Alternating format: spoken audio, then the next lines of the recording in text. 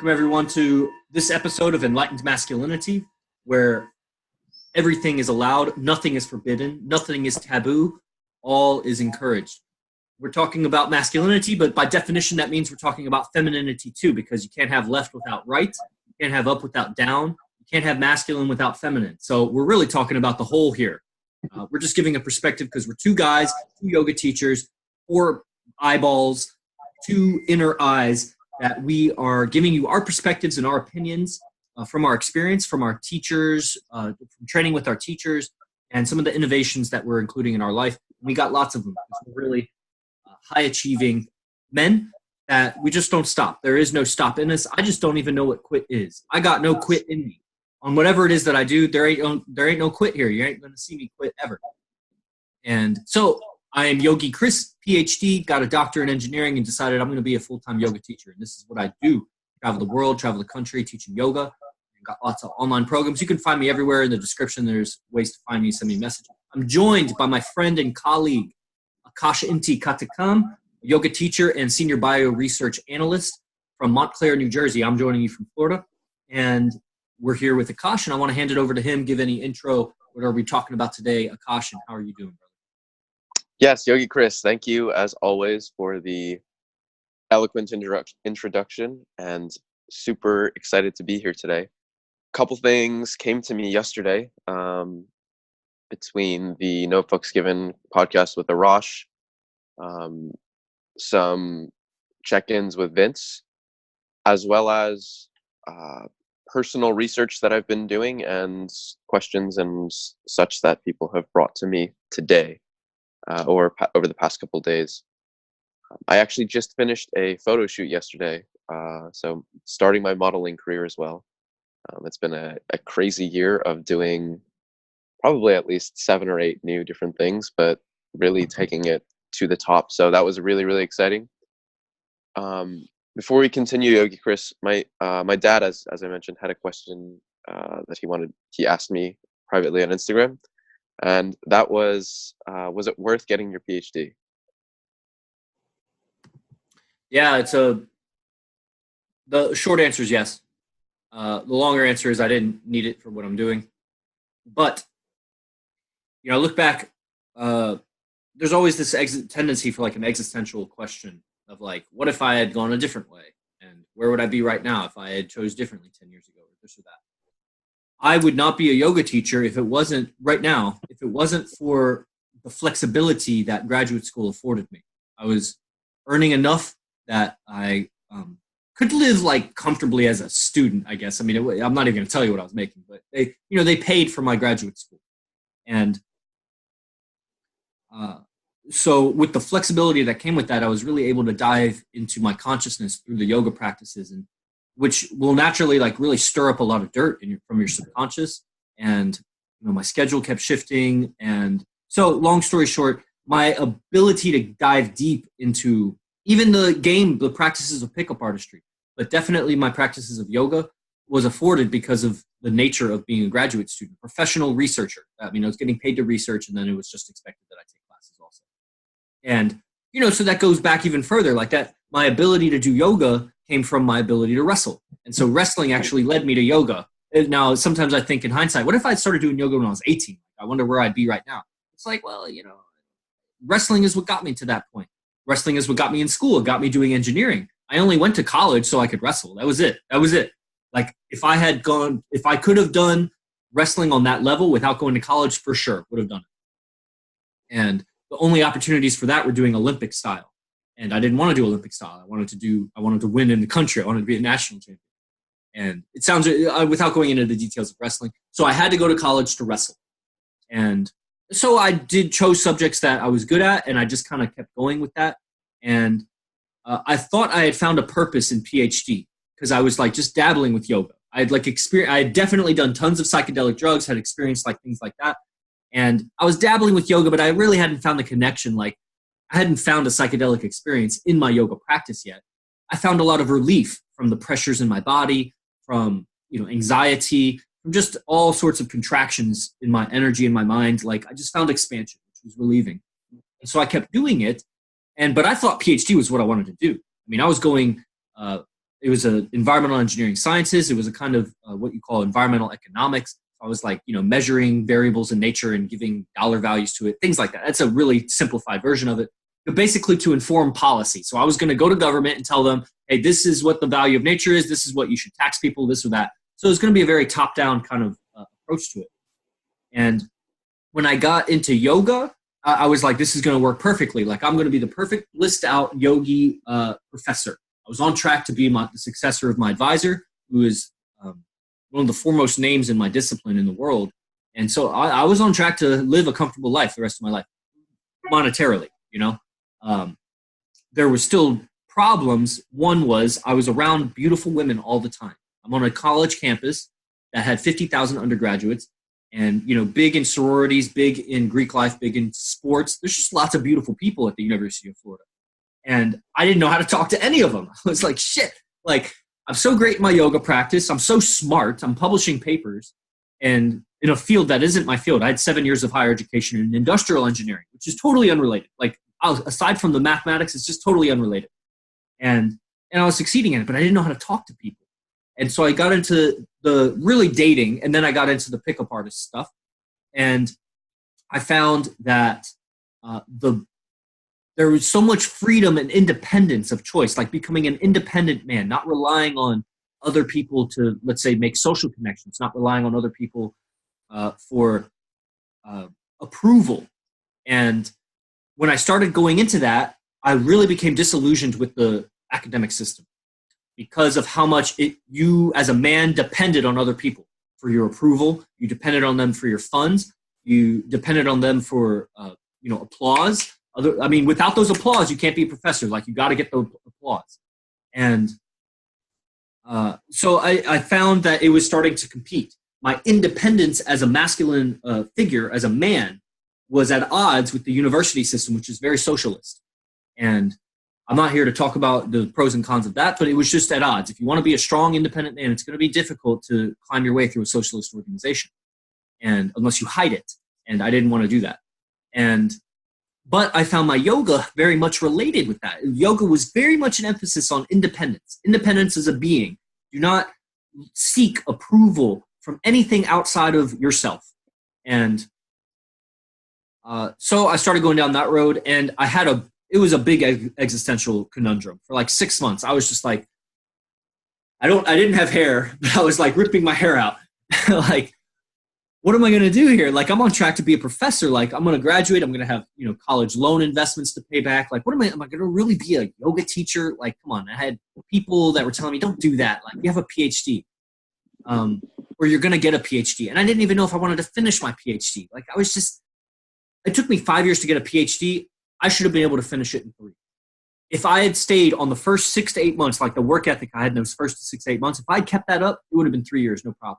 And a PhD isn't hard, guys. Just so you know, like, if you have intelligence, everyone here I think has enough intelligence, PhD actually isn't that hard. The hard part about a PhD is the isolation of it, like the non-human contact of it, unless you're in some kind of PhD that does that. But for like the hard sciences, to get a PhD is how long can you hold out not killing yourself, There's a lot of graduate students that are just depressed as fuck, And I see them now in the way they talk, and it's just like, did I talk like that? I was so monotone. Like, there was no emotional frequency to me. I was just like a drone sound. And yet I was smart because I could represent symbols in my head and write about it, but whatever. So I was plagued with that decision for about 6 to 8 months, or whatever it was, a year and a half, I don't remember. And I met Arash Dibazar in person. When I met him in person, it was in the middle of that conundrum. And I asked him, I'm like, what do you think? And I need to get off at 1 because I have a private lesson. Hold on, let me respond to that really quick. And I met Arash Dibazar, and I asked, what do you think about this PhD thing? He was like, how close are you? I was like, about 3 or 4 months. And he's like, well, those letters mean something, like, even if you don't use that degree like that, you'll get a lot of clout from that. And it was the first like rational advice I'd heard on that subject. Everybody else was, they had their own like my family had their own reputations at stake, or so they thought. And, my friends, they had their own reputations at stake. somehow being related to me. Am I going to be a doctor or not? People that I was paying as teachers, they had their own agendas, but Arash had this like objective agenda. It seemed like, hey, listen, those letters mean something. If you're close, finish. Why not? It was just like an assertive, like, yeah, why not? I still drug my feet and took 12 months to finish because I was just like pouting like a little boy. Like, I don't want to do this. But I get the world record for doing the absolute least work to earn a PhD in the history of all engineering PhDs. And I did it so well because of my ability to communicate. When it came to my time to defend my position, they call it a defense because all of the professors attack your opinion, basically.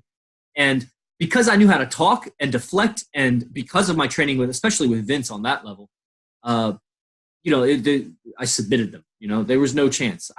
My conclusions were questionable. Let's just say, the whole science is questionable, what I was doing. It's environmental sciences. It's just like trying to predict things that you can't predict, guys. You can't even predict the weather 7 days out. How do you prove to me climate change? You can't even predict the weather 8 days from now.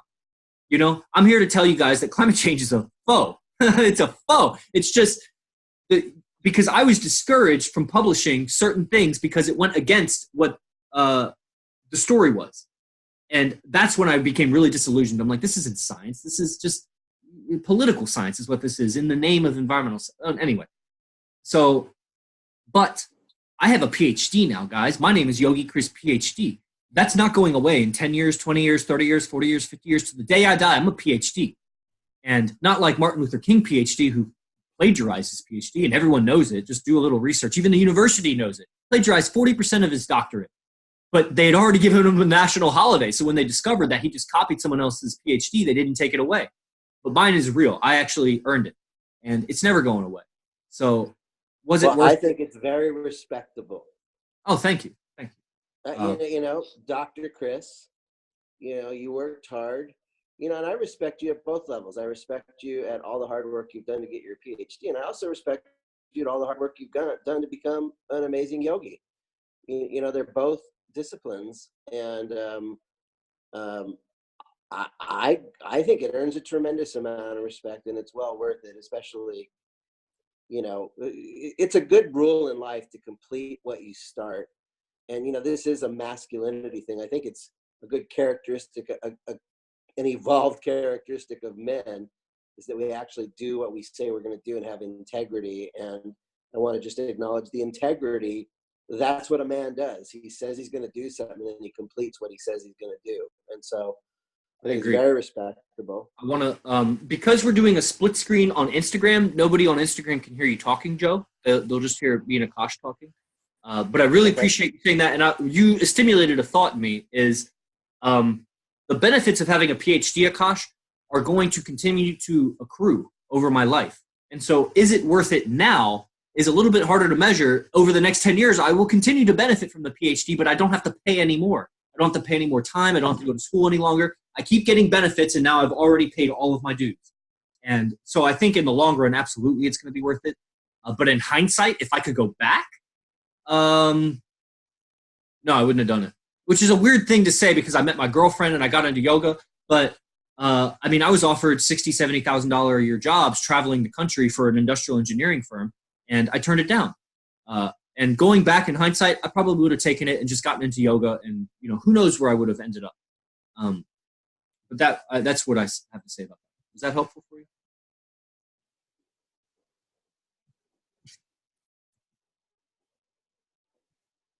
You're muted on Zoom, by the way, brother. Yes, Yogi Chris. One of the things that came up for me yesterday, while I was talking to Yuri, and I don't know, spontaneously, it's really, really interesting, is the Akashic records. This is something that's by probably the Akashic records themselves come up at this particular juncture in my life. I've had a book at home that my grandmother had left me, and it details what they are and how to communicate through them. But I'd never looked at it or anything like that. It had just been a book that was sitting on my bookshelf. Yesterday, after the No Books Given podcast, I went to sleep, and I somehow came across a YouTube video on it. And so before I continue forward, allow me to explain at least what I know of it, and then maybe you can detail a little bit of what you know about it. My understanding of it thus far is that It's a science using quantum physics where they are these records of the universe. It's like you're able to get in touch with the most fundamental aspects of the universe and communicate across time, across space, across dimension. It's the most fundamental records, if you will, of the universe. And in some ways, I'm kind of interpreting it as the matrix itself. But you're able to communicate from telepathically through it.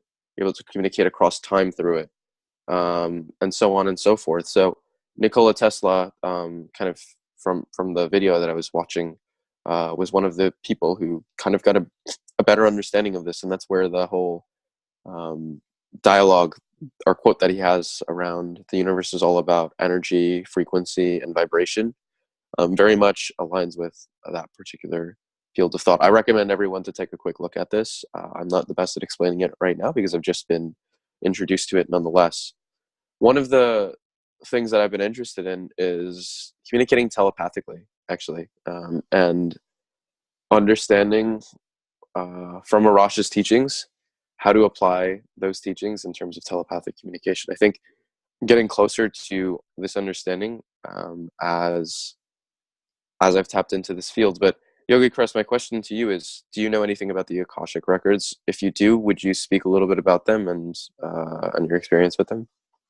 I know everything about it, but I don't know what they say about it. So whatever I say is going to probably contradict whatever YouTube videos or scholars would say on it.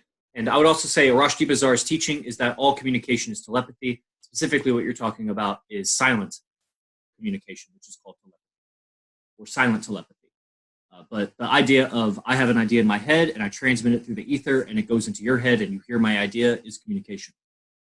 And, yeah. So, I mean, Akashic records, I mean, yeah, the part of environmental sciences, it was so beautiful, actually. There was a lot of wisdom in environmental science because it's nature. It's the study of nature. Nature is in everything. And the idea of ontology is that, ontology, O-N-T-ology, or whatever, is that the system remembers everything that ever happened to it.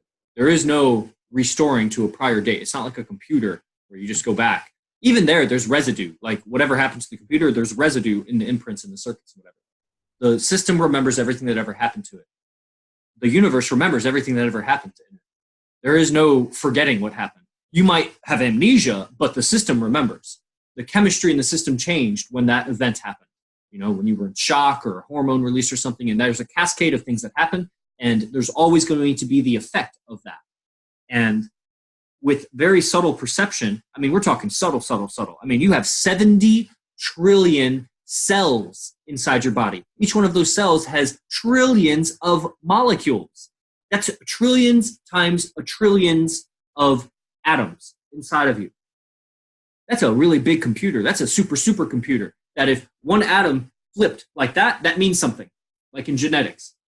If you can tap into the most subtle elements that are in your body, you'll find a recorded history of everything that's ever happened to you and how it relates to the universe around you, because then extrapolate that to the universe around you. This room I'm in has so many trillions and trillions and trillions of atoms and whatever. And it sounds like reductionist, but or it sounds like too fine. And it is really, I mean, there's stories of ancient yogi masters that could teleport, right? Or dissolve their body into atoms and just float through the air. Because right now, there are potassium molecules, there are all kinds of solid molecules in the atmosphere that if I could tap into potential, universal potential, all of these atoms move on what's called a, I forget the kind of probability curve, but basically there's a mean, and at the end, there is a really fast molecules. So most molecules are moving around just at a normal kind of speed. But if you go to the end of the spectrum, there's always going to be some portion that are moving extremely fast. This is why the atmosphere of the Earth is actually getting lighter. We're losing a lot of hydrogen. We're losing water because hydrogen escapes the Earth's gravity because the tail end of that is too fast and Earth can't hold on to it. And so there's always molecules moving really fast. And due to quantum physics, it's there if you look at it, but it's not there if you don't look at it. And so if I'm there and I can concentrate and I can coalesce and I can bring together the material around me, in any material around me, there are some of those molecules are moving really fast. And if I can locate them and coalesce them with my intention, my volition, my energy, my will, I can materialize. I can dematerialize. And so a person that can tune into all of the constituents of their body can dematerialize and move with their essence. Keep almost like a cloud, almost like you ever see those clouds of locusts or birds or something, and they just kind of, and then they come together and then expand and come together. A yogi master, grandmaster, like the top, like Himalayas, like maybe one or two people around today, that nobody, very like a dozen people have ever met in their life, like that kind of rarity. Disappear, move, appear again, disappear, move, appear again. And so the Akashic records, that's on that level. And to bring understanding, when you look at that level of the universe, that you could call it the zeros and ones, the matrix, the sacred geometry that underlies everything. It's just a bunch of fractals. Or a bunch of fractals. You look deeper, it's deeper levels of fractals. You look deeper, it's deeper layers of fractals. You go to the deepest Planck distance, at the smallest conceivable distance, there's going to be fractal geometry. And that's the zeros and ones code of the universe where the Akashic records are stored. And if you can tune into with the sensitivity to see the pattern, read the pattern, and then bring that understanding back to our mundane human language and then interpret it for people, then this is going into like Edgar Cayce kind of, reading the universe. And then take it, whatever anybody tells you about what they read, with a grain of salt. Like, only the success is the proof. Does it benefit you? Frank White, sorcerer extraordinaire, blew me away when he tells me things that I don't tell people. And it's like, where did you read that? And I don't care if he read it on my face. I don't care if he tapped into the sacred geometry of the universe. I don't care if a spirit entity told him. He told me something I haven't told people. How did he know? That's his craft. And okay, you win. You have my trust now, But if they're just saying things that sound fantastic but can't be falsified, then I just take it with a grain of salt. Like, that's interesting, That's all I know about it. So I don't know everything about it, but that's what I know about it. That's very interesting, Yogi Chris. To bring it to a couple other questions, and again, if there's any questions on the audience, feel free to either type them on Zoom or type them on the Instagram itself. Yesterday, I had this quick question written down on Friday night while I was preparing. What does the masculine do to gain the respect of the feminine?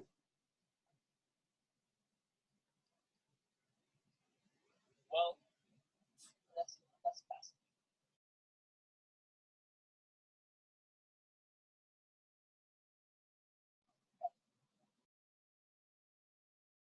Yogi Chris, you're muted on the Zoom. Yeah. To gain the respect of the feminine, those are demonstrations of higher value. The feminine is a really general term. I want the respect of individuals. The respect of the feminine, not one woman represents all femininity, and femininity is not represented by any single woman. So I want the respect of an individual. A woman may be feminine, but she might be crazy. She might have wrong programming. I'm not looking for her respect.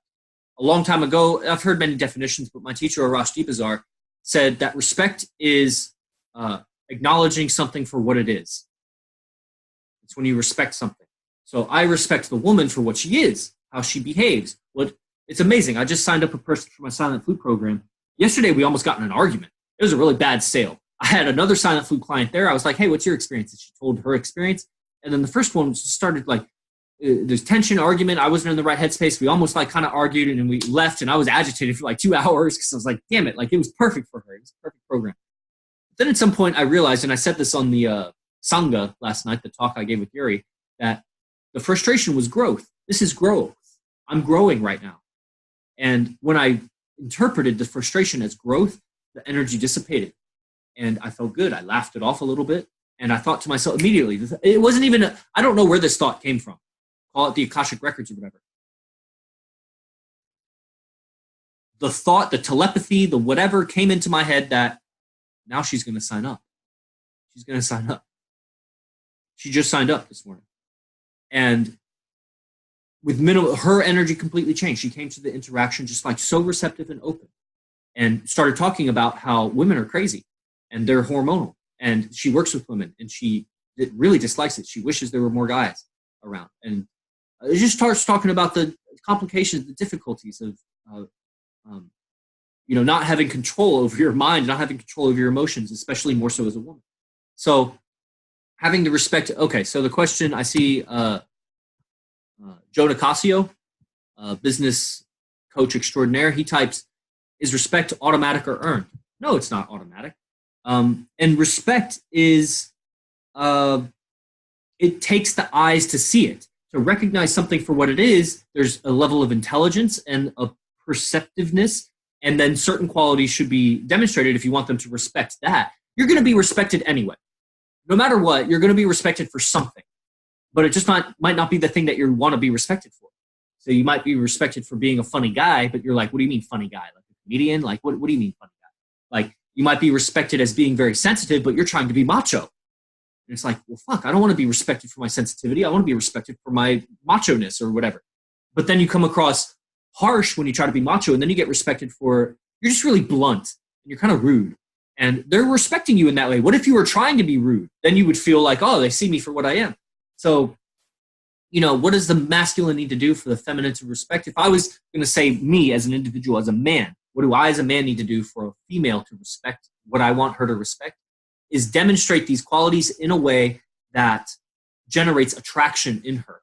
So I demonstrate the qualities that I want to be respected for in a way that generates attraction in her, which are the main attraction switches, the secondary attraction switches, pre-selection, leader of men, healthy emotions, successful risk taker, and protector of loved ones. And so if in my stories, in my communication, in my gestures, because I can be talking about, let's say, I was training yoga with the yoga master in India, and start talking about yoga, or I was in my yoga practice and I saw God and this and that, and I had all these healthy emotions, and then I told my girlfriend about it, and then, whatever. Like, if in my storytelling, I can trigger those attraction switches in her, but staying true to who I want to represent as a man, then it will generate respect from her. And then over time, that respect needs to be consistent. The respect that you're probably seeking is a consistency in her behavior towards you and how she sees you. So it's continually demonstrating these qualities over and over and over through time, and proving that you are at those things that she admires, that you are better at them than she is, but without rubbing it in her face, so to speak. But when she sees that you are better at the things that she wants to be good at, she'll start to respect you for those things. And it's a constant reminder, because her emotions will cause her decision-making processes to change. So she'll see, this is a big thing, that your emotions change what words you access. Your emotions change what behaviors you access and how you communicate. Anger has a different dictionary than joy. And given that the female goes through 10 times more or more emotional fluctuations throughout the day, her dictionary is changing 10 or more times more than me throughout the day. So whatever words she used to make a decision an hour ago might change this time because her words are different. And so it's a continually demonstrating it throughout her spectrum of emotions, which takes a calibration and an adaptability. The masculine man, I believe, is extremely adaptable, very, very adaptable in his communication. Almost like so adaptable that it's hard to pinpoint where he is. He's precise, but I mean, who is Akash based on your communication? Like, I can hear it in your voice, but you should be so adaptable in your voice inflection and so, malleable in what words you can choose. You should be able to talk like you were in the ghetto. You should be able to talk like you were at a research conference. You should be able to talk like you're in a yoga class. You should be able to talk to a homeless person and to a supermodel and have a different dictionary for all of them. And Akash is still there in all of those. But your language will change. So the essence of Akash doesn't change, but your language changes. And one thing that I found that the woman respects highly is when she sees your essence stays consistent, but your language changes and influences other people. When she sees you influence other people. Here's a big one. Early in my relationship, and then I'll hand it back over. Early in my relationship, I was very strict and corrected my girlfriend a lot, and probably harshly. I wasn't soft. And I'll probably keep softening up as I interact with many more other women. It softens me up when I interact with her. But I noticed that there were some conflicts around that I wasn't so correcting of other women. And so that was a source of thing. And then the storyline would be, well, I don't have enough compliance from those women to really be correcting them. So what they say or what they do goes because I'm not invested in them. But respect really, really came when my girlfriend noticed other women complying to my corrections. When I would correct other women in front of her, my girlfriend would, you could see the respect. She would posture up. She would come closer. She would hold me. She would tell me she appreciated that later. And so that's a single kind of, it's not really a technique, but that's a datum that you can look for of, can you persuade or influence or generate attraction in another woman in front of your woman? And that will generate respect in her for you. I don't know. Does that make sense? What about you? How do you think the masculine, earns respect or creates respect in the feminine? Yeah, that's a very interesting point of view and perspective, Yogi Chris. For myself, what I've come to understand more in terms of the masculine gaining respect of the feminine is, well, if you ever want to gain respect, you first have to give it. So I have this fundamental belief that give what you expect to receive. So this could be anything. If you want to receive money, give money. If you want to receive love, give love. If you want to receive happiness, give happiness, and so on and so forth. If you want to receive respect, give respect. So in this regard, giving respect to another, whether it be a conversation, whether it be the chaos in the universe or in your emotions or what have you, respecting and like you mentioned, I think a great definition you just said here earlier today was recognizing it for what it is. I think that's a great definition for respect. Seeing that the feminine is the feminine, or chaos is chaos, or what have you. That's when you're able to have the other see you for what you are. It was an interesting question that kind of arose while I was in Friday nights. I usually go out and I'll sit down at my local bar, and I've gotten to know a couple of the bartenders and such over there. And one of the girl bartenders comes over to me, and she's got like a low cut top, like she's got like a really nice ass, and all the guys are just kind of like falling over and like trying to talk to her. Meanwhile, I was in I've done a private with her a couple times, and we've got a good rapport and relationship. So like when I see her and when she sees me, it's like a mutual respect of like human to human first before it is like man to woman. And she comes over to me, like runs up, and you can just tell that she's just like, her heart's like totally open, and she's just very engaged in communication. Once I get there, she kind of like runs over and says hi and brings me whatever I want. Which is not the same type of relationship that any other of the men have there with her. So that's kind of what sparked the thought itself, was how does a man earn the respect of a woman? As I was like looking around, I was like, why is this happening to me, but not to all of the other men? And so it was an interesting way of being. So I'll pass it back to you, Yogi Chris. Yeah, it's really stimulating when I hear the story. It's stimulating a lot of thoughts. Definitely honesty. Consistency and honesty will earn the respect. And honesty on like a brutal level. Like the honesty I had with the woman yesterday, it was kind of argumentative, but the argument was because she was saying something that was false, and I was correcting it in a tone that became argumentative, but it was truth. And that honesty has resulted in a sign-up and respect. Now, respect is also like contextual. So you guys are relating as people, asexually, and in that context of like teacher-student, of like I'm just teacher, you're student, but it's not like man and woman. Even though that energy dynamic is there as masculine and feminine, but it's just without the sexual libido. And so as long as you stay in that frame, that respect is there. As soon as you jump out of that frame, you'll see that same respect doesn't translate. It's in a different box of its own. And then immediately, I think these last two thoughts. One is that her respect is very volatile, more so than a man's respect. I don't expect the woman to have the same kind of capacity to uphold her respect in a way that a man does, because her decision-making is so much more influenced by emotional fluctuations. And so logically, she could be wanting respect, but emotionally, she's acting like a little girl or pouty or something like that. We all have something like this. The little boy in me comes out. The pouty boy comes out in me sometimes. And so I have inconsistency in those levels, and I'm continually becoming more consistent. but every woman I've met is much less consistent. And so I'm not looking for a consistency in her respect. I know it'll fluctuate. I'm looking for an average. I'm looking for when she's not so emotional, what is that like? And then understanding she's going to go through emotional fluctuations. Can you contain your communication? The closer she is to me, I teach her how to contain that communication. The last thing I say is,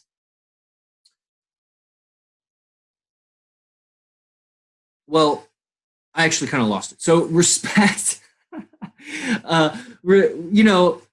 it was something really, really potent too. Respect for the other person. Oh, this is what it was. Respect out of fear or respect out of love? Respect out of fear will always win.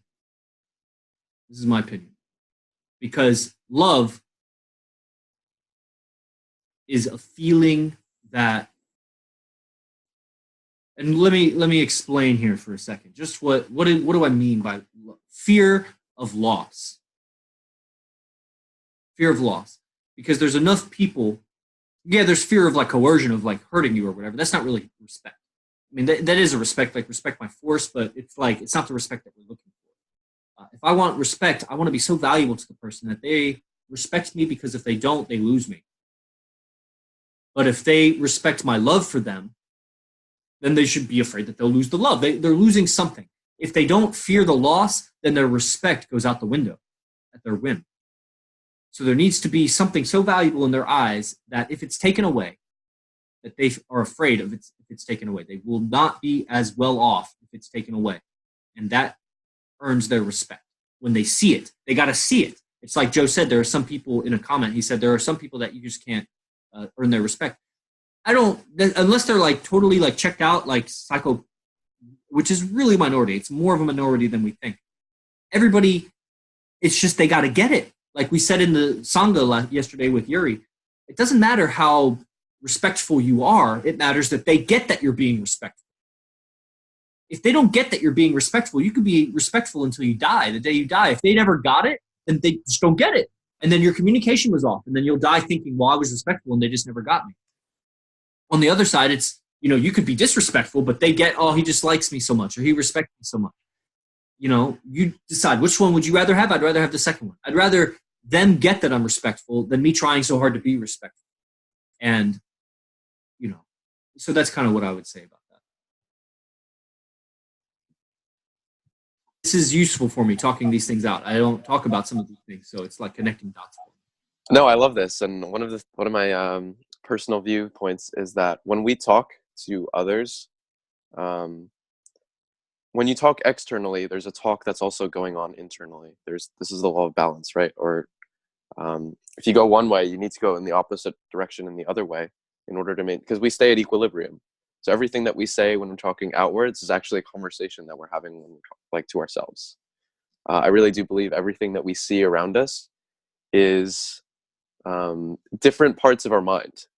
And so when we interact or engage with one part of that, with that particular part of our mind, we're kind of like we're like shining a light on it, and we're seeing it again for a particular moment in time, and recognizing that. So really, really something important. And I understand hearing these words come from you is like from the inside, these words are coming in and ringing in to teach me on the outside of how to be, or to remind me and to recognize. So it's really, really interesting hearing all these things, and that these are the reasons why I like these kinds of conversations in general, particularly with you, Yogi Chris, Joe, and whomever else engages with us, Yuri as well, because it is showing ourselves different parts of ourselves, but using external stimulus versus internal stimulus.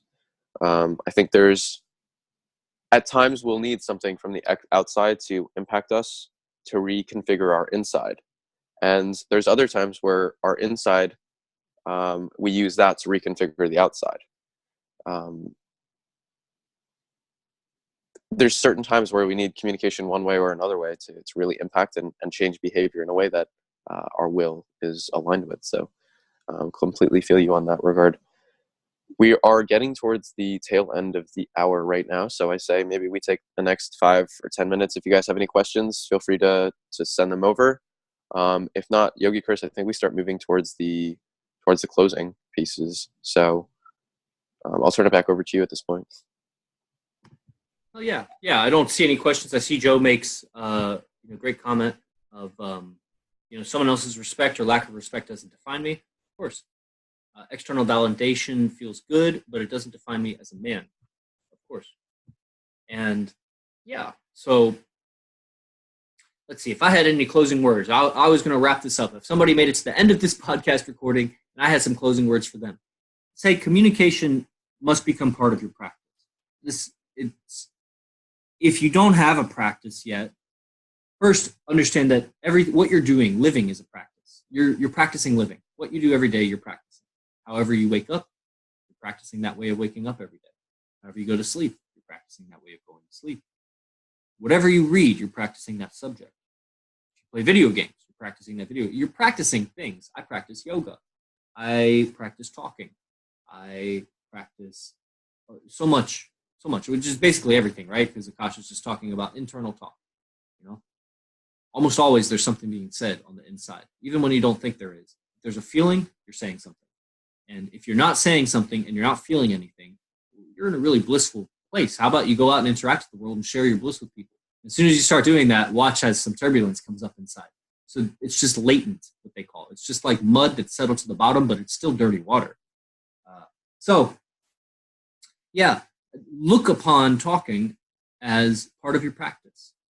And this is a rabbit hole. You'll deeply get into phonetics, how to enunciate properly, some word magic and neurolinguistic programming. How do you rearrange your words and your syntax to create a bigger effect on yourself, on other people?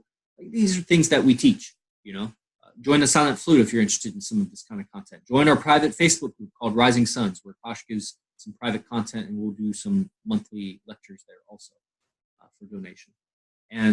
But other than that, look upon and those links are all in the description. You can find our Instagram there. Send us a message if you have any questions you'd like to be included on this podcast. We do this at 12 noon every day. During the weekdays, I do it with Yuri. During the weekends, I do it with Akash. And yeah, send us any messages, or if you can't make the broadcast time, then we can include it in our broadcast. Look upon your talking as a spiritual practice. This is what you're here to do as a person. And if you want to earn respect from women, if you want to have an understanding of masculinity, femininity, if you want to dive deeper into your spiritual practices and realize the Akashic records, or your life before this life, or what's the purpose of your living, or spiritual questions, you want to see auras or things like this, communication is essential for it. Clearing your mind is essential. And to really clear your mind, not just settle the mud to the bottom, but to clear your mind is going to require you exercise your human superpower, which is talking. And so just because you're not good at it at the beginning, that didn't stop you from picking up the video game. It didn't stop you from picking up the baseball bat. It didn't stop you from eating. Even though you were a bad cook, you still got hungry. Eventually, you'll get hungry for this kind of development, and talking is going to be, in my opinion, and I'm doing quite well with myself. In my opinion, talking is it. So get into it. Use it as a spiritual practice. See it as a spiritual practice. And we'll see you in the next broadcast. So I want to hand it over to Akash for any closing statements, and then we'll just tie it off. Yes. So 2 closing statements.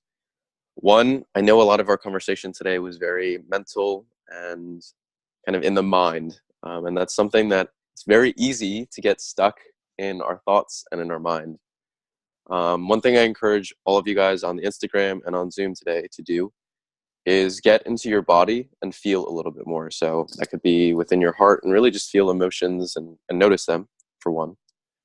For 2, I would say literally feel your physical body. So this could be anything from just basic stretching, stand up tall, bend at the waist and reach towards the floor. Something as simple as that. Get in touch with some of the muscles that you have not used prior.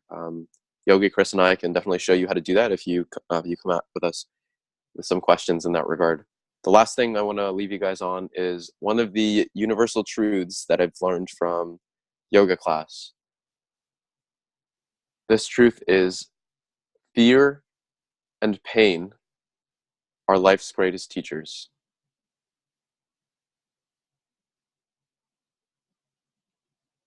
And with that, Yogi Chris, I think we end podcast for today. Namaste, everyone. Namaste.